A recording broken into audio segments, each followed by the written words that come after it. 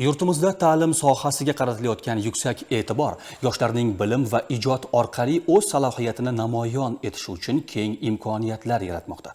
Ana shunday ezgu tashabbuslardan biri Toshkent Amaliy fanlar universitetida tashkil etilgan Ilhom parvozi nomli ko'rgazmadir. Ushbu tadbir tafsilotlari bilan birgalikda tanishamiz.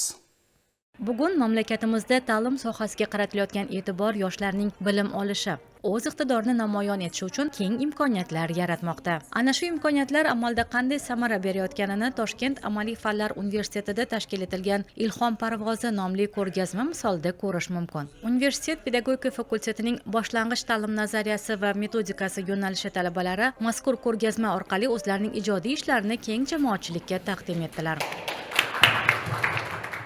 Boshlang'ich ta'lim yo'nalishida o'qiydigan talabalarni hamda ularda yetishib chiqqan ustozlarni bilasizki, bir nechta fanlarni ular mukammal bilishi kerak. Shuning uchun mana tasviriy san'atga bo'lgan qiziqishlarini uyg'otib, ularga rasm chizishga bo'lgan mehrlarini uyg'otib, hamda ularning ichki qobiliyatlarini asosan ko'rsatishga harakat qildim. Bugungi ko'rsatilgan ko'rgazmamning asosiy maqsadi bu o'quvchilarimning qobiliyatlarini yuzaga chiqarish.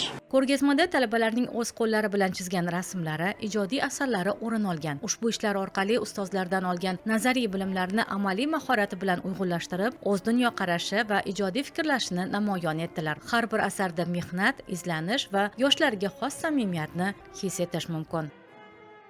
Bu ko'rgazmani tashkilotchilari albatta Sayramxon ustozimiz, ularning tashabbuslari bilan, ularni o'rgatayotgan pedagogik metodikalar orqali biz o'quvchilar shunaqa darajada qo'limizdan kelgancha ijod namunalarini chiqarishga harakat qildik. Ustozimizni har bitta o'tayotgan darslari sifatli darajada o'tkaziladi.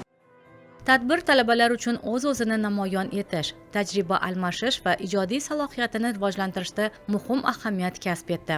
Shu bilan birga, kelajakda boshlang'ich ta'lim sohasida faoliyat yuritadigan yosh pedagoglarning mas'uliyati va kasbiy tayyorgarligi yanada mustahkamlandi. Ilhom parvozi ko'rgazmasi yoshlarni ijodga chorlash, ularni ilhomlantirish va bilimga bo'lgan qiziqishini oshirishga xizmat qiluvchi ma'naviy-ma'rifiy tadbir sifatida o'tdi. Zero bilimli, ma'rifatli va ijodkor avlod yurtimiz ravnaqining eng muhim omilidir.